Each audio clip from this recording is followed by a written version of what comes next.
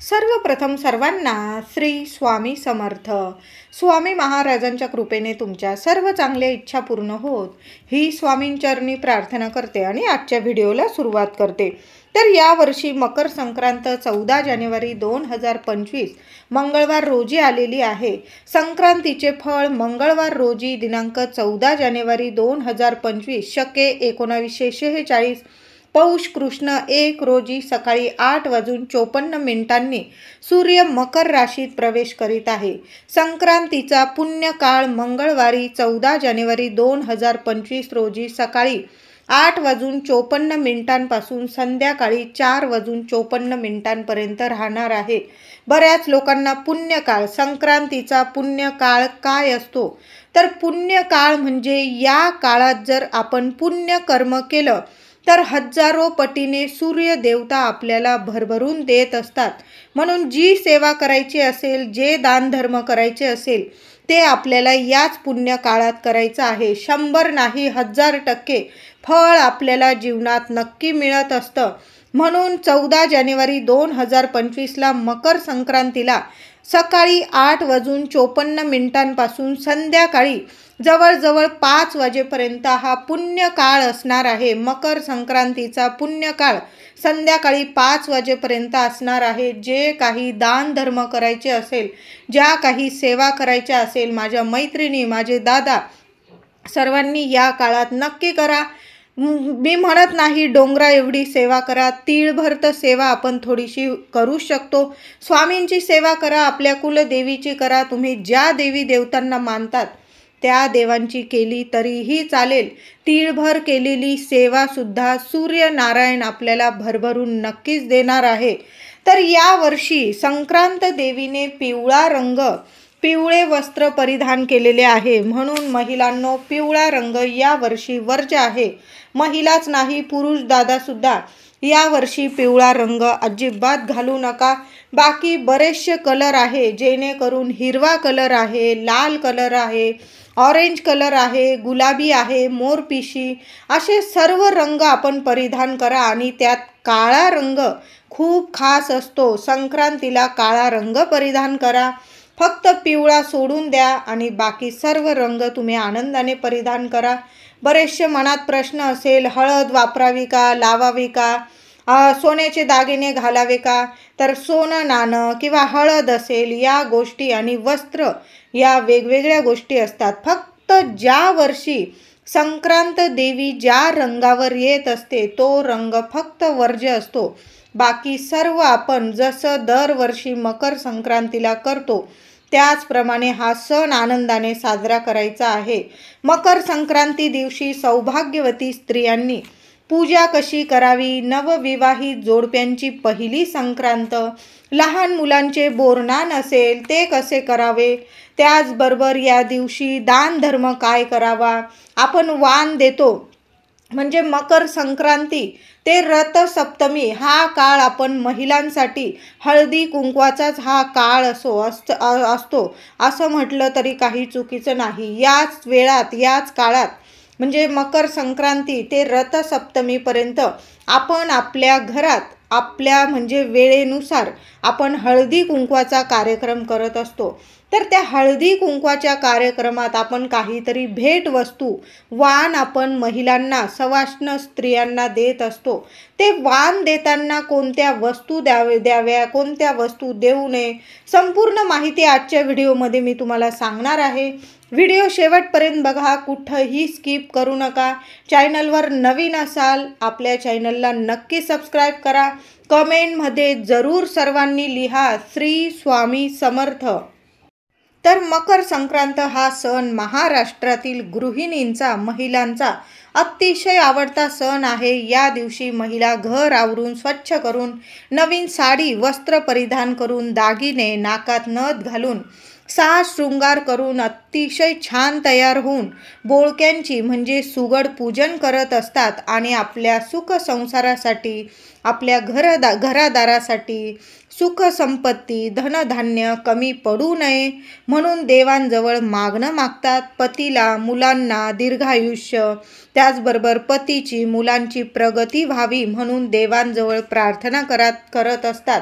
यासाठी महिला सुगड पूजन आपल्या घरात करत असतात. सुगड पूजा कशी करावी तर एका पाटावर नवा कपडा अंथरून घ्यावा, त्यावर 5 बोळकी सुगड ठेवावी. आता काही ठिकाणी काळ्या रंगाची बोळकी ठेवली जातात पूजेमध्ये, तर काही ठिकाणी लाल रंगाची. म्हणजे आपल्या परंपरेनुसारच आपल्याला सुगड पूजा करायची आहे. तुमच्या घरात कुणी मोठी व्यक्ती असेल, सासूबाई वगैरे आई, त्यांना विचारून घ्यायचं आणि मग ती बोळकी आपल्याला पूजायची आहे. तर 5 बोळक्यांना दोरा बांधायचा आहे, त्यांना हळद कुंकवाची बोटं लावायची आहे 5 ठिकाणी. त्यामध्ये उसाचे काप, तिळगुळ, गाजर, गव्हाच्या ओंब्या, मटर, हरभरे दाणे, बोरं या वस्तू घालायच्या. समोर एक पंती लावून ठेवायची आहे आणि नमस्कार करायचा, प्रार्थना करायची. माझ्या संसारात धनधान्य, कपडा लत्ता कशाची कमतरता पडू नये आणि माझ्या सुखी संसाराला कोणाची वाईट नजर लागू नये. मी साध्या पद्धतीने सुगड पूजा केली आहे अशी देवांजवळ प्रार्थना करायची आहे आणि मनापासून सुगड पूजा करायची आहे. तर सुगड पूजा कशी करावी मी अगदी साध्या सोप्या पद्धतीने तुम्हाला सांगितलं आहे. तुमच्या घरातील परंपरेनुसारच तुम्हाला सुगड पूजा करायची आहे. घरातली मोठी व्यक्ती असेल, सासूबाई वगैरे, त्यांचा सल्ला घेऊन तुम्ही सुगड पूजा करायची आहे. तशी पण अगदी साधी सोपी पूजा असते सुगड पूजा म्हणजे. आता सुगड पूजा केली तर ते बोळके असेच ठेवू नका, त्यावर काहीतरी फडका वगैरे ठेवून द्यायचा आहे, म्हणजे ते उघडे ठेवायचे नाही. मकर संक्रांतीला तिळगुळाला खूप महत्त्व आहे. या दिवशी महाराष्ट्रात तिळगुळाचे पदार्थ बनवण्याची आपली जुनी परंपरा आहे. तिळाची चटणी, तिळाची वडी, तिळाचे लाडू, तिळगुळाची पोळी यांचा नैवेद्य बनवला जातो आणि देवांना दाखवून आधी स्वामींना नैवेद्य दाखवला जातो आणि मग आपल्या वडीलधाऱ्या माणसांना, घरातल्या वडीलधाऱ्या माणसांना तिळगुळ देऊन मगच इतरांना तिळगुळ दिले जाते. म्हणून सर्वांनी हा नियम जरूर पाळा. आपण जर हा नियम पाळला तरच मग पुढील पिढीसुद्धा हा नियम पाळेल. तर आधी आपल्या देवी देवतांना, स्वामींना तिळगुळ द्यायचं, मग आपल्या घरात जे वडीलधारे व्यक्ती असेल त्यांना तिळगुळ द्यायचं, मुलांनी आपल्या आईवडिलांना द्यायचं, नमस्कार करायचा आणि मग बाहेरील व्यक्तींना, इतर व्यक्तींना तिळगुळ वाटायचा आहे. हा नियम सर्वांना लागू पडतो. या दिवशी घराचं अंगण स्वच्छ करून, दार स्वच्छ करून, मुख्य दार स्वच्छ पुसून, आपल्या उंबरठ्यावर हळदीचं लेपन, मुख्य दारावर हळदी कुंकवाचं स्वस्तिक, त्याचबरोबर अंगणात छोटीशी का होईना रांगोळी काढावी. काही ठिकाणी रांगोळीमध्ये थोडंसं पीठ मिसळून मग रांगोळी काढली जाते. यामुळे जे मुंग्या असतील, किडे असतील रांगोळीवर येतात आणि ते पीठ खातात आणि त्यामुळे सुद्धा आपल्याला पुण्य फळाची प्राप्ती होते. म्हणून मकर संक्रांतीला जर तुम्हाला रांगोळीमध्ये पीठ मिसळायचं नसेल तर काय करायचं, घराबाहेर एखादं झाड असेल तर त्या झाडाच्या भोवती किंवा झाडाच्या एखाद्या कोपऱ्याला तुम्हाला थोडंसं पिठात थोडीशी साखर मिक्स करून ती आपल्याला किड्या मुंग्यांना टाकून द्यायची आहे. म्हणजे तुम्ही दान दिल्याचं तुम्हाला पुण्य फळ मिळेल.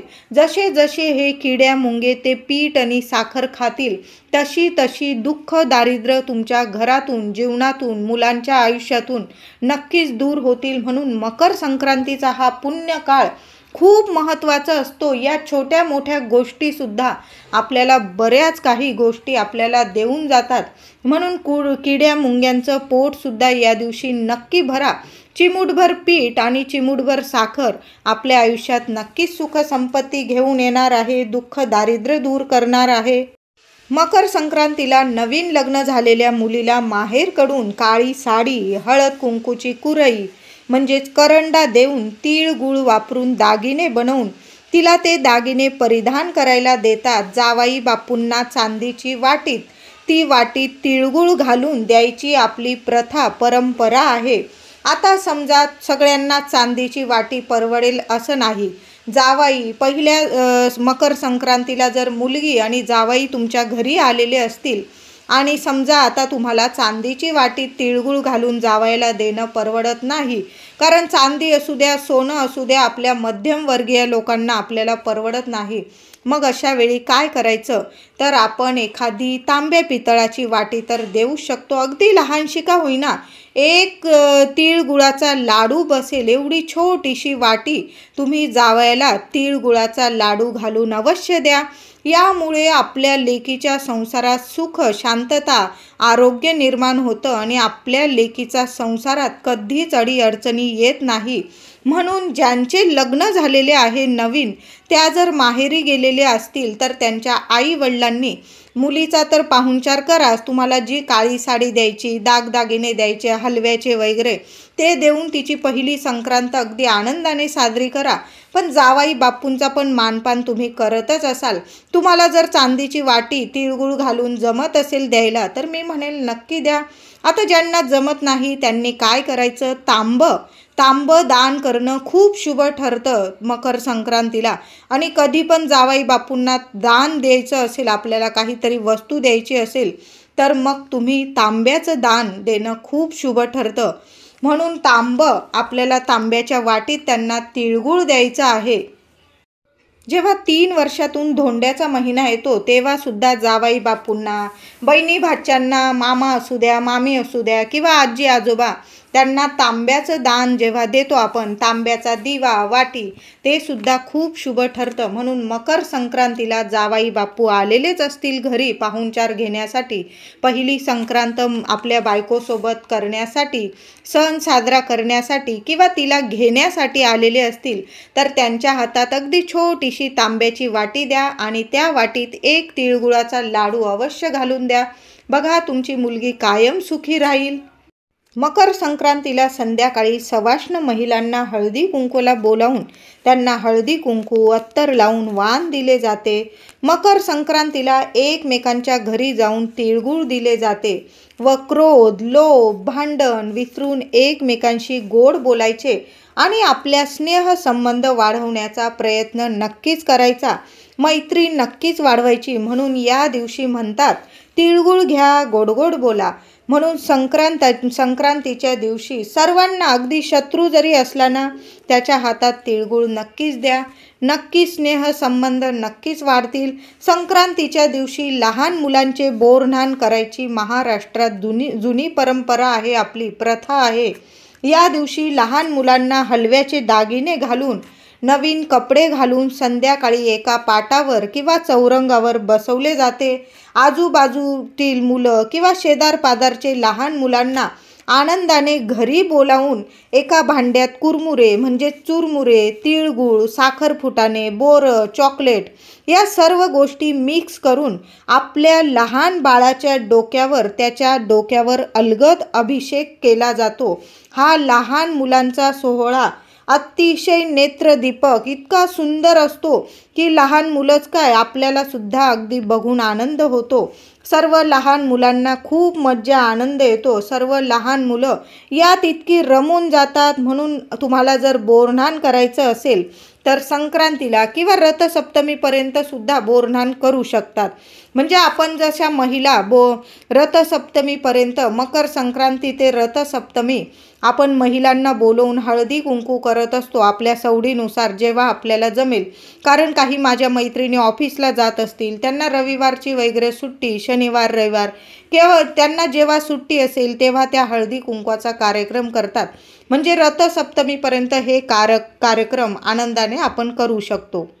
मकर संक्रांतीच्या दिवशी चुकून सुद्धा काही गोष्टी अजिबात करू नये. आपण आंघोळीच्या आधी काही खाऊ नये. काही व्यक्तींना म्हणजे आंघोळीच्या आधी चहा वगैरे घेतात, त्याबरोबर बिस्किट वगैरे खातात. काही टोस्ट, खारी खाण्याची सवय असेल तर चुकून सुद्धा आंघोळीच्या आधी या गोष्टी खाऊ नका. आता लहान मुलांना नाही जमले या गोष्टी पाळणं, पण आपण मोठी माणसं, आई वडील असतील, घरातील मोठी व्यक्ती असेल, त्यांनी या दिवशी तरी हा नियम जरूर पाळा. आंघोळीच्या आधी काहीच खाऊ नका. आंघोळ झाल्यावर देवांना नमस्कार करा आणि मग काय तुम्हाला नाश्ता वगैरे करायचा असेल तर तुम्ही करायचा आहे. या दिवशी केस धुवू नये. म्हणजे आपल्याला भोगीलाच, महिलांनो, भोगीलाच आपल्याला केस धुवायचे आहे. म्हणजे अभ्यंग स्नान करायचं आहे भोगीच्या दिवशी. आता समजा मकर संक्रांतीच्या दिवशी माझ्या काही मैत्रिणींना 5वा दिवस आला, त्यांना पूजन करायचं आहे. मग महिलांनो, तुम्ही तीळ टाकून, आपण भोगीच्या दिवशी सुद्धा आंघोळीच्या पाण्यात तीळ टाकूनच आंघोळ करणार आहोत किंवा तिळाचं उटणं लावून आपण अंघोळ करायचं आहे, किंवा तुम्हाला जमलंच तर तिळाचं तेल असेल ते थोडंसं अंघोळीच्या पाण्यात टाकून तुम्ही अंघोळ करू शकता. पण मकर संक्रांतीच्या दिवशी जर तुम्हाला डोक्यावरून पाणी घ्यावंच लागलं तर मग तीळ टाकून किंवा तिळाचं तेल टाकून तुम्हाला अंघोळ करायची आहे डोक्यावरून, म्हणजे कुठलाही दोष तुम्हाला लागणार नाही. असं म्हटलं जातं की केस या दिवशी धुवू नये, भोगीच्याच दिवशी केस धुवावे, मांसाहार करू नये, मद्यपान करू नये, दान करताना मागे हात घेऊ नये, मोकळ्या हाताने दान करा. अगदी थोडं जरी दान करता आलं पण मनापासून करा. तुमच्या मनात जर दान करणं नसेल आणि तुम्ही करताय मग त्या दानाला काहीही अर्थ उरणार नाही. मोकळ्या हाताने दान करा. सूर्यनारायण आपले स्वामी इतकं देतील की तुम्हाला 4 हातसुद्धा कमी पडतील, इतकं भरभरून तुम्हाला आयुष्यात इतकं देतील. म्हणून दान करताना मागे होऊ नका. थोडं का होईना आपण नक्की दान करायचं आहे. एखाद्या मंदिराबाहेर जरी तुम्ही गरजूंना, गरीब व्यक्ती असतील बसलेले, त्यांना अन्नदान केलं, केळीचं दान केलं, तिळाच्या लाडूचं, तिळाचं किंवा गुळाचं, किंवा वस्त्र, नवीन कपडे घेऊन दिले तुम्हाला, किंवा आता थंडी चालू आहे, स्वेटर, ब्लँकेट, चप्पल, छत्री, या गोष्टी म्हणजे आपल्याला जशा परवडतील ना. मी म्हणत नाही की आपण लगेच सगळं काही देऊनच टाकलं पाहिजे. जेवढं जमेल तेवढं. एखाद्या गरिबाचं एक वेळेचं पोट भरलं ना तुम्ही तरीही चालेल. यालाच खूप महान दान म्हटलं जातं.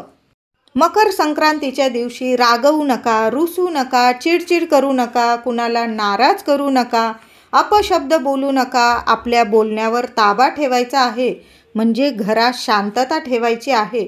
हे 3 दिवस खूप महत्त्वाचे असतात वर्षातील. कुणाला वाटत असेल काहीतरी सांगताय ताई, पण नाही. भोगी, संक्रांत आणि कर हे 3 दिवस खूप महत्त्वाचे असतात. आणि त्यात करीचा दिवस, एकदा का करीच्या दिवशी घरात भांडण, तंटा किंवा इतरांशी मतभेद झाले की समजून जा वर्षभर कटकटी मागे लागणार.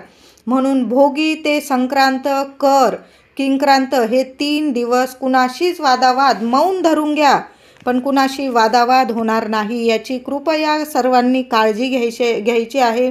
सगळ्यांशी गोड बोलायचं आहे. या दिवशी चुकूनसुद्धा झाडं कापू नका.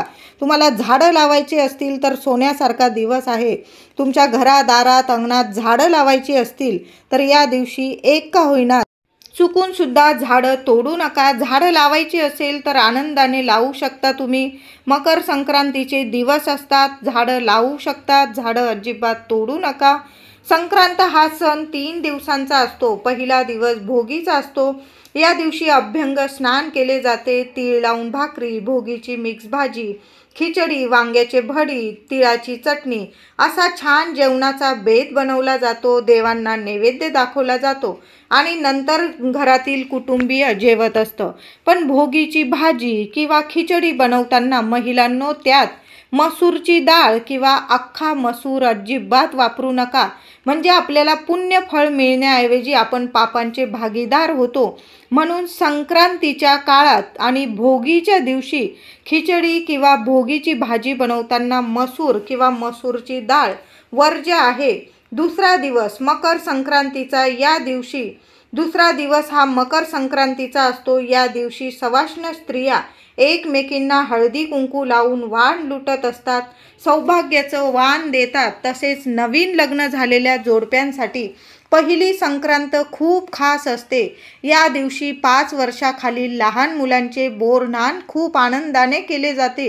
या दिवशी पतंग उडवले जाते. तिसरा दिवस हा किंक्रांत म्हणजे कर. या दिवशी शुभ कामं केले जात नाही, वर्ज्य केले जातात. तुम्हाला गृहप्रवेश करायचा असेल, नवीन कामाला सुरुवात करायची असेल तर करीचा दिवस वर्ज्य करायचा आहे आपल्याला. म्हणून या दिवशी गोड आणि तिखट धिरडे म्हणजे डोसे बनवून खाल्ले जातात. आता ज्याची त्याची परंपरा. आमच्या इकडं धिरडे, तिखट धिरडे आणि गोड धिरडे बनवून खाल्ले जातात करीच्या दिवशी, किंक्रांतीच्या दिवशी.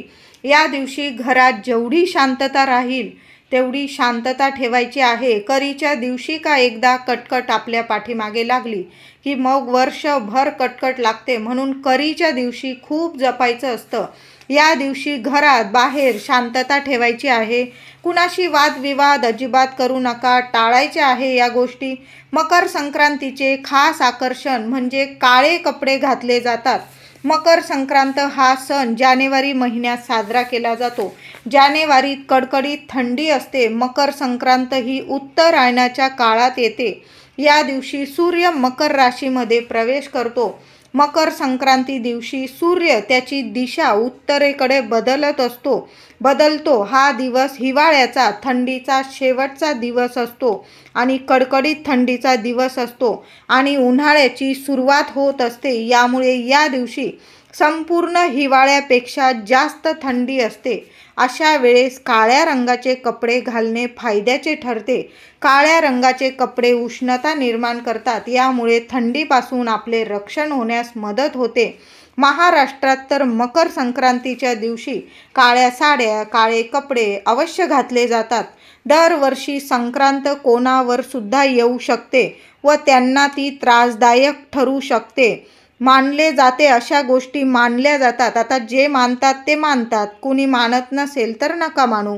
आणि ती संक्रांत आपल्यावर येऊ नये, कुठल्या अडचणी येऊ नये, कुठली पीडा नजरबाधा आपल्याला त्रासदायक ठरू नये म्हणून संक्रांतीच्या दिवशी नजरबाधा दूर व्हावी, नष्ट व्हावी आणि आपला बचाव व्हावा म्हणून सुद्धा काळे कपडे घातले जातात. काळी साडी घातली जाते. आता या गोष्टी काही लोक मानतात, काही लोक मानत नाही. पण संक्रांत काही वेळा त्रासदायक सुद्धा ठरू शकते. म्हणून काळ्या रंगाचे कपडे अवश्य घाला.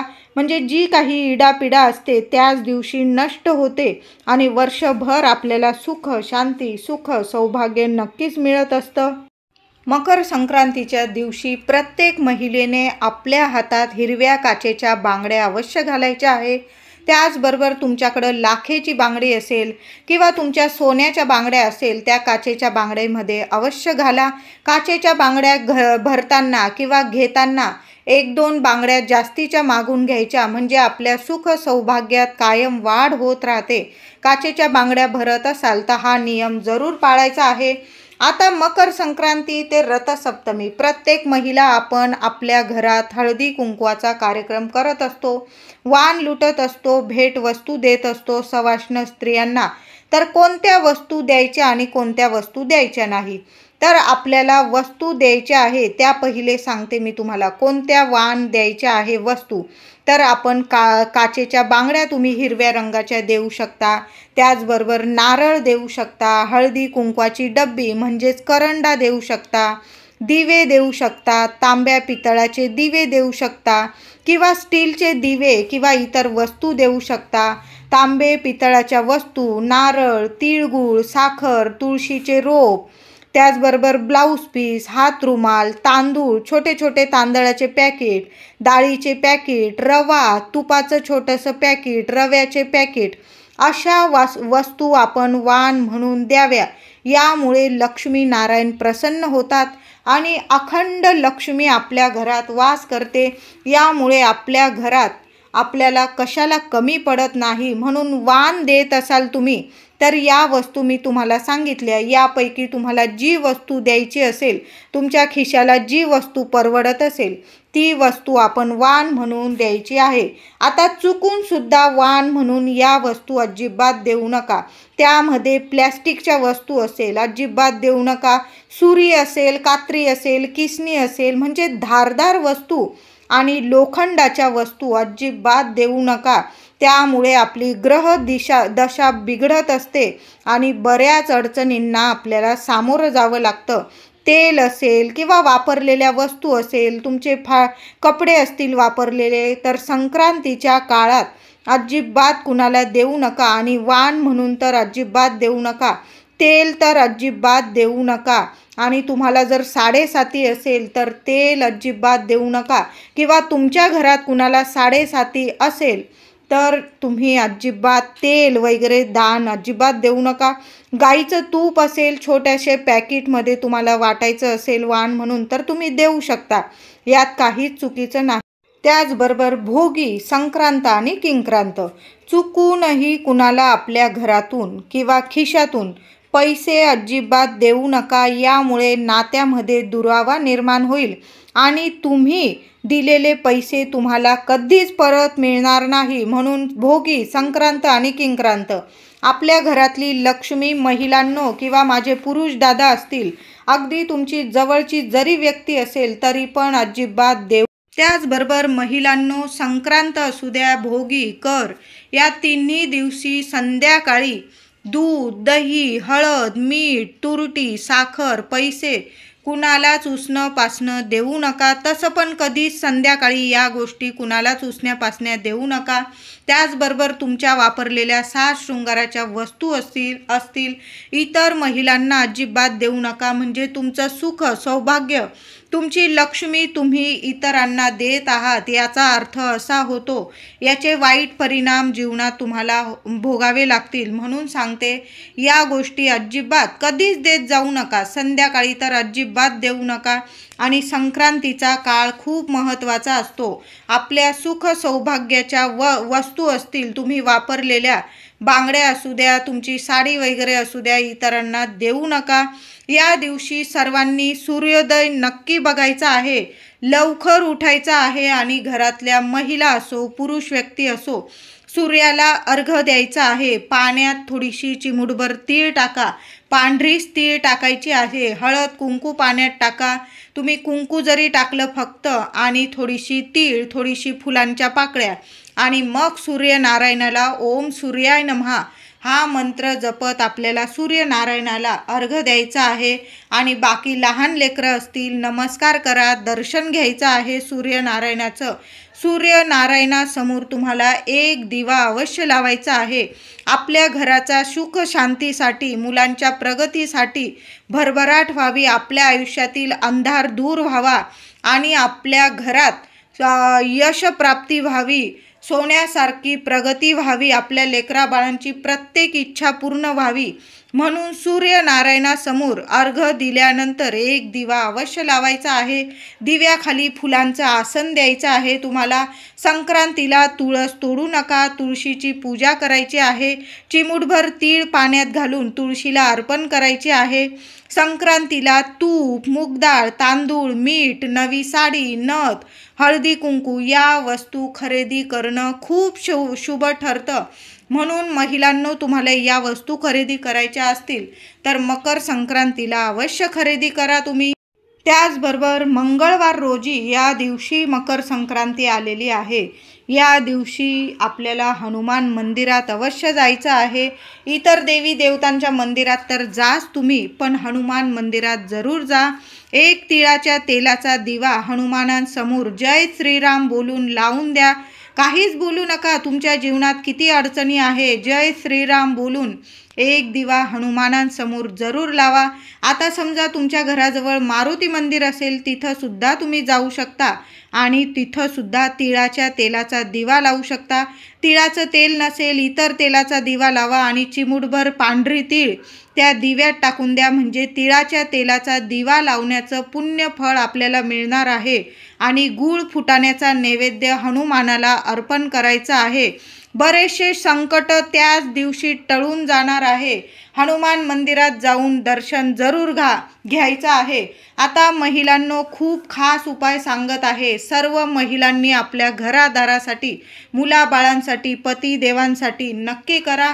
मकर संक्रांतीला संध्याकाळी घरातल्या प्रत्येक व्यक्तीवरून थोडीशी काळी तीळ चिमूटभर घेतली तरीही चालेल. थोडीशी काळी तीळ उजव्या हातात घ्यायचं. ज्याला नजरबाधा लागलेली आहे किंवा नसल लागली तरी पण उतरवून टाका. वर्षभराची इडापिडा टळून जाईल, संकट टळून जाईल. तर 7 वेळा उभं करून घ्यायचं आणि तुम्हाला डोक्यापासून पायापर्यंत 7 वेळा ती तीळ उतरवून घ्यायची आहे आणि घराबाहेर फेकून द्यायची आहे. दिशा वगैरे बघू नका, फक्त कुणाच्या पायाशी येणार नाही याची काळजी घ्या. मग तुम्ही एखाद्या झाडाखाली टाकून दिली तरीही चालेल, एखाद्या कोपऱ्यात टाकून द्यायची आहे बस. घरात कितीही व्यक्ती असेल, प्रत्येक व्यक्तीवरून चिमूटभर काळी तीळ तुम्हाला उतरवून टाकायची असेल. मुलं असेल, पतिदेव असेल, घरात इतर व्यक्ती असेल, त्यांच्यावरून काळी तीळ चिमूटभर डोक्यापासून पायापर्यंत 7 वेळा ओवाळून घ्यायची आणि घराबाहेर टाकून द्यायची आहे. तुमची सुद्धा नजर कुणाला तरी काढायला सांगा. मग पतिदेवांनी काढली किंवा तुमच्या सासूबाईने, आईने काढली तरीही चालेल. आता जी व्यक्ती नजर काढत आहे आणि ज्या व्यक्तीची नजर काढली जात आहे, दोन्ही व्यक्तींनी हातपाय धुवून घ्यायचे आहे. नजर काढल्यानंतर हातपाय धुवून घ्या आणि मगच घरात इतर व्यक्तींना किंवा इतर वस्तूंना हात लावायचा आहे. तर हा उपाय सर्वांनी करा. चिमूटभर काळी तीळ सर्वांवरून ओवाळून आपल्याला टाकून द्यायची आहे. सर्व इडापिडा एका क्षणात नक्कीच उतरून जाईल. व्हिडिओ आवडला असेल लाईक करा, शेअर करा, चॅनलला कृपया सबस्क्राईब करा. धन्यवाद.